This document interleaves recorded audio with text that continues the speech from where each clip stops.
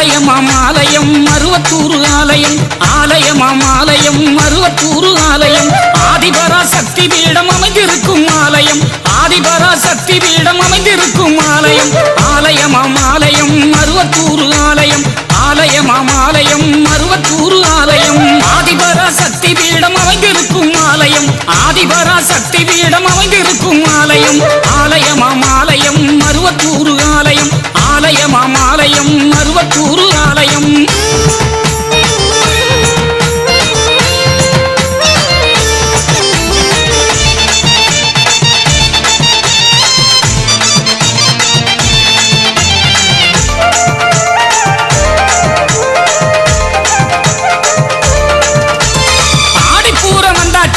ஆனந்தமே வந்தாச்சு, ஆதிபரா சக்திக்கு தான் கஞ்சி காய்ச்சி ஊத்தியாச்சு.